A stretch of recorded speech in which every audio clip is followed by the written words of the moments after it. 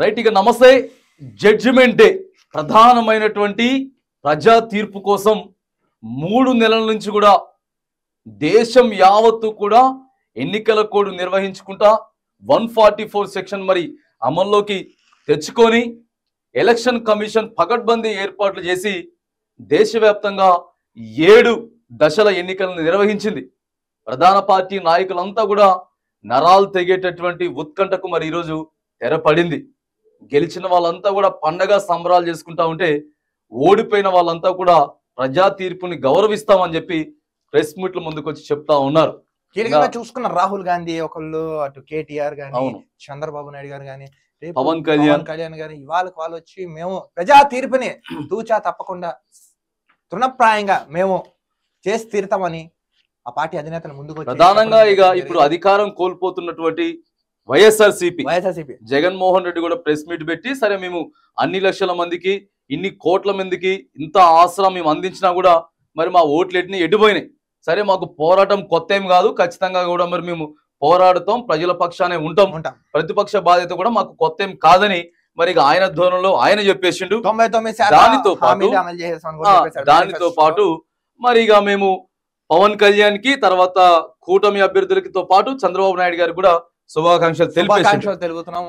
మరి ఇక రేపు హుటాహుటిన ఢిల్లీకి బయలుదేరి రావాల్సిందే అని చెప్పి చంద్రబాబు నాయుడు గారికి అక్కడ బీజేపీ పార్టీ అగ్రస్థానం నుంచి పిలుపు వచ్చింది. రేపు వెళ్ళబోతా ఉన్న సందర్భం మనం చూస్తే ఇక ఇండియా కూటమి అభ్యర్థులు ఎవరైతే ఉన్నారో రాహుల్ గాంధీ, సోనియా గాంధీ, మల్లికార్జున ఖర్గే వీళ్ళు ముగ్గురు కూడా సమావేశం ఏర్పాటు చేసి ఇది ఖచ్చితంగా ఇండియా కూటమి యొక్క గెలిపే. మరి మోదీకి చురక పెట్టారు, దేశ ప్రజలు చురక పెట్టారు. వాళ్ళకి ఖచ్చితమైన తీర్పు ఏ పార్టీకి రాలేదు. ఖచ్చితమైన తీర్పు ఏ పార్టీకి రాలేదు కాబట్టి మరి మీకు 400 అని మోదీ ఇన్ని రోజులైతే ఏదైతే చూసిరో మోదీ పేరు చూసి కానీ మరి మోదీ ఫేస్ చూసి కానీ ఫేస్ చూసి కానీ ఓట్లు వేయలేదని చెప్పి మరి వాళ్ళు కూడా మీటింగ్ పెట్టిండ్రు. మా కార్యాచరణ రేపు ప్రకటిస్తాం, భవిష్యత్ కార్యాచరణ ప్రకటిస్తామని చెప్తుండు. మరి మోదీ గారు ప్రెస్ మీట్ ముందుకు రాలేదు కానీ ఆయన దగ్గర నుంచి కూడా ఒక అప్డేట్ వచ్చింది. ఆయన ఏం చెప్తున్నారంటే రేపటి నుంచి కూడా రేపు అంతంత హంగామా కాదు, ఇక బీభత్సమైనట్టు హంగామా ఉంటుంది. కాంగ్రెస్ పార్టీ వాళ్ళంతా ప్రధానంగా ఇప్పుడు ఎవరైతే ఉందో టీడీపీ అది టీడీపీ వచ్చేసి ప్రాంతీయ పార్టీ, తర్వాత జేడీయూ ప్రాంతీయ పార్టీ, దానికి ఒక 16 సీట్లు, దీనికి ఒక 12 సీట్లు. అంటే ఈ 28 సీట్లు కీలకంగా మారబోతున్నాయి. ఈ 28 సీట్లు కాంగ్రెస్ ఇండియా కూటమికి ఇస్తే వాళ్ళే అధికారంలోకి వచ్చే అవకాశం ఉంది. బీజేపీకి ఇస్తే తర్వాత అదర్స్ కూడా ఒక 18 ఉన్నారు. ఈ 18తో పాటు మరిగా ఈ జేడీయూ టీడీపీ ఎవరికి ఇస్తే వాళ్ళు బలపరిచేటటువంటి అవకాశం ఉన్నది. కాబట్టి మరి చంద్రబాబు నాయుడు గారికి ఇప్పుడే ఒక ఆఫర్ కూడా ఇచ్చేసిరట, మీకు కేంద్ర ప్రభుత్వంలో ఒక మంచి స్థానం మీకు ఇస్తాం, సముచిత స్థానం మీకు ఇస్తామని చెప్పేసి ఇక మరి వాళ్ళు కూడా చెప్తా ఉన్నారు. ఇక ఇక్కడ బీఆర్ఎస్ పార్టీ 0, కేటీఆర్ కూడా ముందుకొచ్చి ప్రెస్ ముందర ఆయన కూడా కింద వ్యాఖ్యలు చేస్తారు. మేము మనసులో సుస్థిర స్థానాన్ని ఏర్పరచుకున్నాం, మా గెలుపు ఎందుకు ఓటమి ఎందుకైందో మేము క్లియర్ గా కలిసి తెలుసుకుంటాం. సో మా ఓటమి గల కారణాలు ఏంటి, మేము 1-2 సార్లు పునఃసమీక్షిస్తామని ఆయన కొంచెం నిరాశతో చెప్పినట్టు అయితే జరిగింది. కానీ వీళ్ళు మాకు 8 నుంచి 12 సీట్లు ఏ ధీమాతో చెప్పారైతే అర్థం కాలేదు. కానీ కనీసం ఒక్క సీట్ కూడా గెలుచుకోలేకపోయారు. యథావిధిగా మీరు చూసుకొని ఎంఐఎం ఉంది, నెక్స్ట్ బీజేపీ కరెక్ట్ గా ఈక్వల్ లెవెల్ వాళ్ళకి వచ్చాయి. కనీసం వచ్చిన హాఫ్ లో బీఆర్ఎస్ ఈక్వల్ రాలేదు.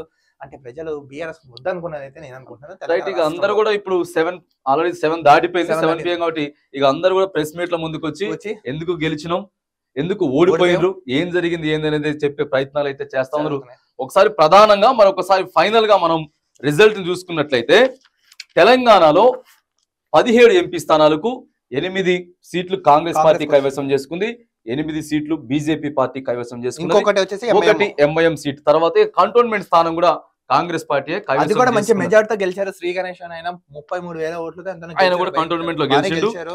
తర్వాత నేషనల్ వైడ్ గా చూసుకున్నట్టయితే 293 ఎన్డీఏ కూటమి మరి ఆల్మోస్ట్ లీడ్ లోకి వెళ్ళిపోతుంది అంటే ఆ ఫిగర్ అటు ఇటుగా మరి ఆల్మోస్ట్ అయిపోయింది.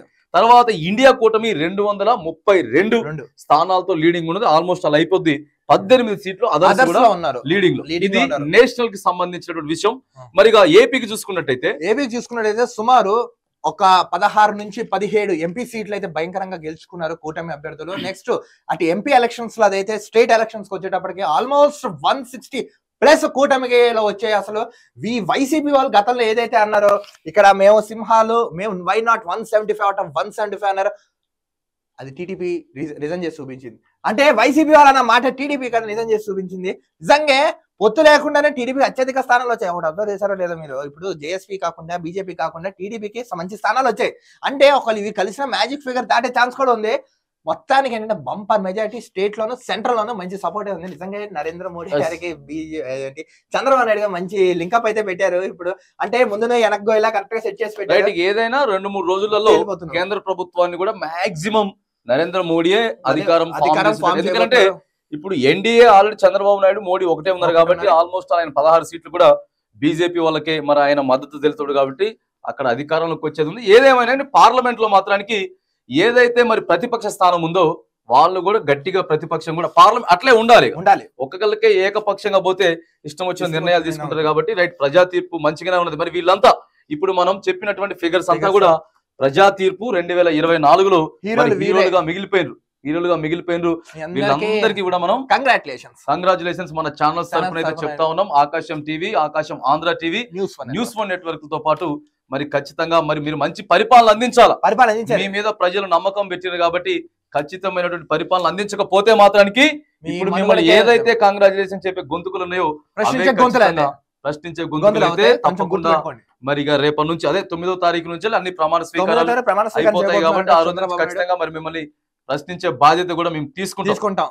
ఇక సోషల్ మీడియాలో అత్యధికంగా ట్రోల్స్ అయిపోతున్నాయి. మిమిస్ చేస్తున్నారు, ట్రోల్స్ చేస్తున్నారు, వీడియోస్ చేస్తున్నారు. పాపం జగన్మోహన్ రెడ్డి ఇవి చేసాము అవి చేసాము అన్న ఒకటి అడుగుతాను, నిజంగా మీరు అన్ని చేస్తే ఎందుకు భయపడ్డారు, ఎందుకు గొంతు దించుకున్నారు, ఎందుకు మీరు చేసిన దానికన్నా అరాచకం ఎక్కువ చేశారు. అదే మీ అధపతలానికి పాతాల మీరు ఎప్పుడైతే గర్వంతో ఎక్కారో, ఎప్పుడైతే చంద్రబాబు నాయుడు గారు జోలికి వచ్చారు, నేను ఆ రోజు కూడా చెప్పాను కరెక్ట్ గా September 16th చంద్రబాబు నాయుడు గారు అరెస్ట్ చేశారు. ఆ రోజు ఫస్ట్ మార్నింగ్ న్యూస్ లైవ్ లో నేను చెప్పాను మీరు చేసే తప్పు వద్దు, మారండి, కనీసం ప్రతిపక్ష హోదాలో కూర్చుంట. బట్ మీరు ఎవరు బేఖతారు చేసి వదులుకున్నారు, మీ మొత్తానికి భూస్థాపితం అయిపోయింది. అది మీరు చేసుకున్నా కానీ అది జనం తీర్పు అయితే జనాలు చూసారు. ఎవరంటే ఇప్పుడు జనాలు కూడా తెలిసే నీళ్ళేంటో పాలేంటో క్లియర్ కట్. అంటే ఒకప్పుడు మరి అంటే వీళ్ళు గెలిచిన టైంలో అంత సోషల్ మీడియా లేదు, అంటే 2018-19 అంతలా లేదు. బట్ వీళ్ళు ఎప్పుడైతే అధికారం వచ్చారో ఓహో మార్పు అనేది మార్పు చెందినవాడే మనిషి అని, సో మార్పులు చూశారు కాబట్టి ఈసారి ఆంధ్ర రాష్ట్రం ఎట్టి పరిస్థితుల్లో మార్పు అనేది జరగాలని భయపడిన వీళ్ళు బలంగా ఫిక్స్ అయ్యారు ప్రభుత్వాన్ని మారుద్దామని.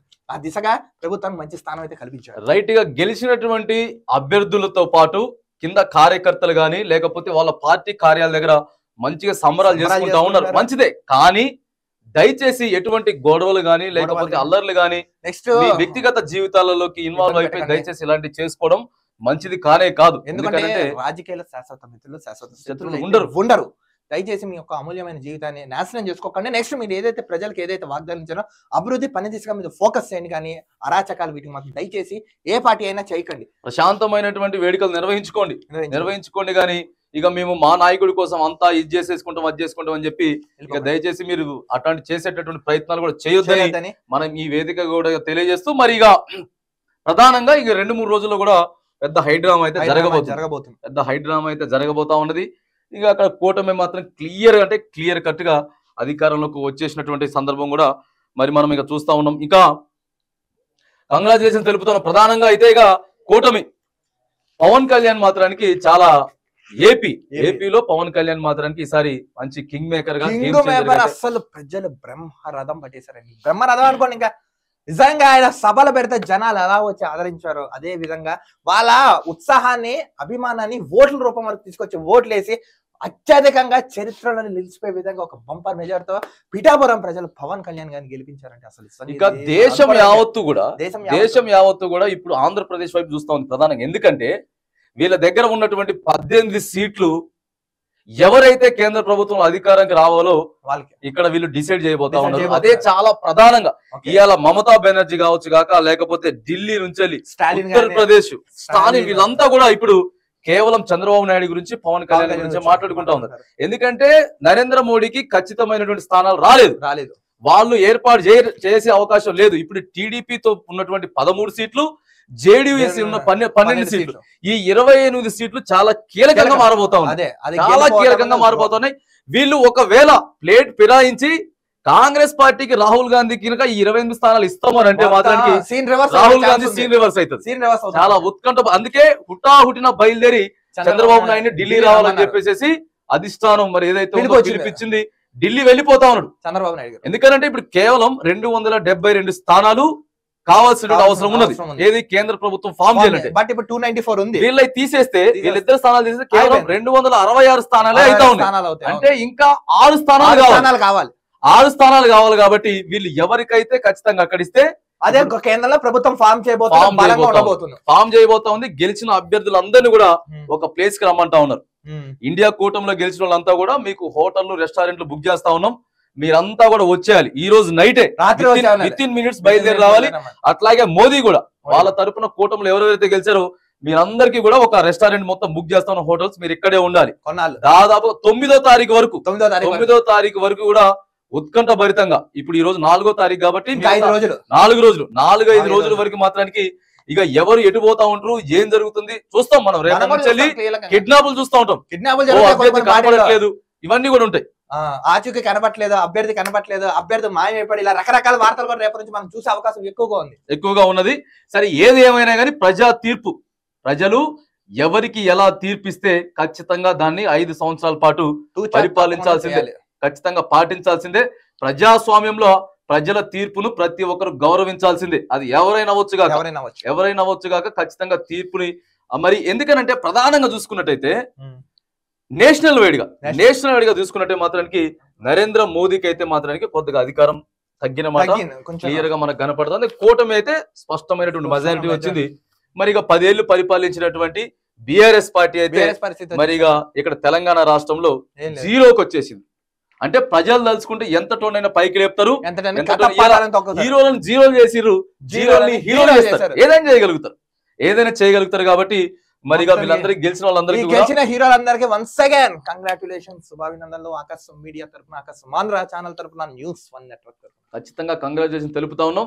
మీరు ఖచ్చితంగా ప్రజలకి మంచి పరిపాలన, మంచి సంక్షేమాన్ని అయితే అందించండి.